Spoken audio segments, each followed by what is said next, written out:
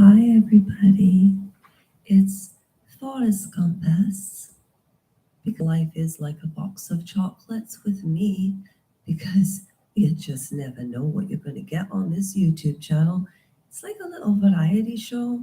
The algorithm isn't picking up very well, so I urge you, I implore you, if you're going to take the time out of your life to listen to me read some handmade tale from the Testaments by Margaret Atwood. And if you're going to take the time to watch it, and I'm taking the time to put it up, I don't understand why people can't just hit the button. It's free. Don't people want each other to succeed? Like Cheery Denise says, I know you come back to watch sometimes. I know you want to do it. Just, it's right there. Just tap it. Just, if you don't like it, and if you don't like it, dislike it. That might help the algorithm too. Hi, good morning. Okay, so it's very early this morning, so I have the mic on. I'm going to talk softly. So I've been reading the Testaments for the last 6 months, trying to do it properly. So in order not to confuse anybody, because I have I don't know how that happened. So I just want to explain that the first channel is this one. I don't know, can you see that, or is it too light? Anyways, it says Forrest Gump, life is like chocolate, you, 3 question marks, like this, one of those emoticons. And I wanted to thank the 103 people that joined, and I'm so grateful. And that in turn keeps me motivated to do this, and it's really good for me, because I really wanted to start contributing something to YouTube, because I just watch it so much, and I wanted to try to do something a little different, but I didn't know what to do. That's why I do different things all the time. So the Forrest Gump, life is like chocolate, or you can just type in my name, Lasha, Rojenko, and they come up like right away. And there's this channel is the live channel, and I'm going to do part 1 and part 2 are on the Forrest Gump channel under videos, and it will say like fresh start, part 1 chapter, part 2 chapter, and then this is actually part 3 chapter 5. So it's 5:30 in the morning, and I wanted to do this because I do have ADHD. I'm not lying about that. Or that trauma from the with my leg, it really I banged my head too, so it was quite the ordeal. So the last time we were together,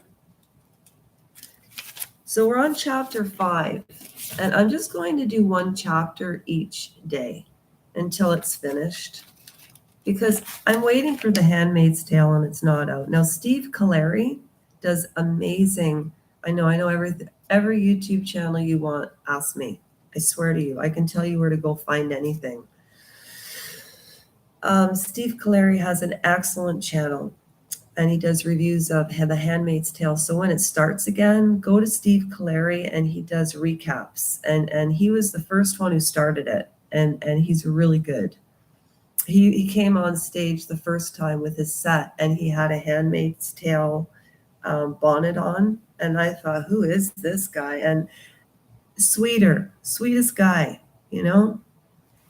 So we've talked about sort of the indoctrination of the children that were taken from America, the indoctrination into Gilead, the dollhouse with the plastic guns, with angels. It's all messed up.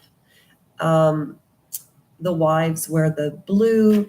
There's three colors for children, the white and the blue and the plum. There are Aunt Videla and Aunt Este.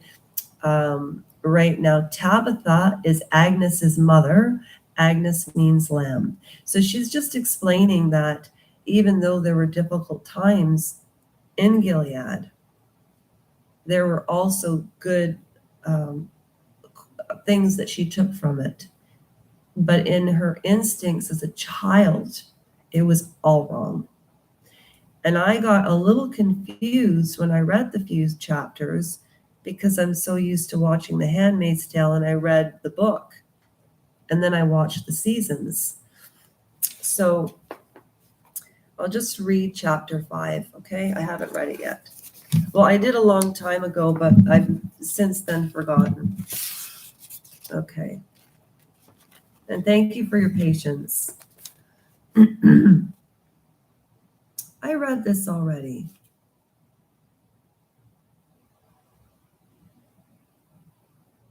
Okay, no, I did not. You probably guessed what I'm going to tell you next, and it's not all going to be happy. My mother was dying, except I didn't understand. I found out from, I can't pronounce this name and I'm not going to try. I'm just going to call this person Shumati, who said she was my best friend. We weren't supposed to have best friends. It wasn't nice to form closed circles, said Aunt Este. So in other words, no tribes, right? It made other girls feel left out, and we should all be helping one another be the most perfect girls we can be. Aunt Videla said best friends led to whispering and plotting, keeping secret. This isn't the Crucible. Like, this is seriously how far back. And don't forget, everything she puts in these books is true. So she's talking about her mother passing away and how they couldn't be good. They had to be good girls. They couldn't be rebellious. They couldn't be rude. They couldn't be adulteresses, and they could not be rebellious. And most of all, traitors. Then Becca spoke up in her mouse voice and asked, What's an adulteress? What's an adulteress? Well, I guess she never learned to read in Gilead. She probably got her hand cut off. It's not even funny. Her father was a commander like our fathers. He was only a dentist. Only? Just a dentist. Just a dentist. Okay. I really want to, I think an uplifting book would be nice. But anyway, so the father was just a dentist. This other girl's husband was just a dentist. And she had a really mousy voice and she didn't understand what adultery was, okay? Don't be stupid, Aunt Videla smiled. As much as she ever did. And she helped Becca. Just like I need help with my glasses. Oh, Lasha. Seriously? What do you do to yourself?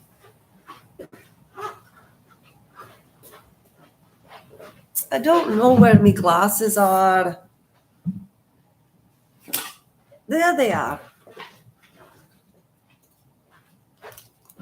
Look, I even came on professional today. You know, I dressed up. There, that's better. Now I can see. Okay. So, don't be stupid, Aunt Videla smiled. That would be more like a, don't be stupid. When people show their teeth, that means they're angry. Oh, that looked attractive. Anyway, so she smiled as much as she ever did, and she and said she hoped Becca would never find that out through personal experience. Since those who did become adulteresses would end up being stoned or else hung by their neck with a sack over their head. Aunt Estee said there was no need to frighten the girls unruly. And then she smiled and said, "We were precious flowers. Who ever heard of a rebellious flower?" We looked at her, making our eyes as round as possible as a sign of our innocence and nodding to show we agreed with her. No rebellious flowers here. So this Shumanette house had just one Martha and mine had three, so my father was more important than hers. I realize now this was why she wanted me as her best friend. She was a stubby girl with two thick braids that I envied since my own braids were skinny and shorter, and black eyebrows that made her look more grown up than she was. She was belligerent, but only behind the aunts' backs. In the disputes between us, she always had to be right. Well, imagine that. When you lose control, never mind, that's what Lasha speaking, doesn't say this here. If you contradicted her, she would only repeat her opinion, except louder. She was rude to many other girls, especially Becca, and I'm ashamed to tell you that I was too weak to overrule her. I had a weak character when dealing with girls my own age, peer pressure. Through at home, the Marthas would say I was headstrong. "Your mother's dying, isn't she?" Some Shumata said. "Your mother's dying," Shumata whispered to me at lunchtime. "No, she's not," I whispered back. "She just has a condition." That was what the Marthas called it, a condition. She's probably depressed.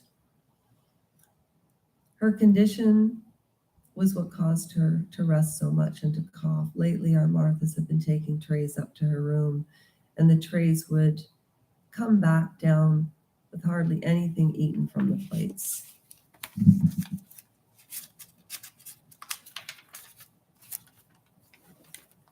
It's only one more page. I wasn't allowed to visit her much anymore. When I did, her room would be in semi-darkness. It no longer smelled like her.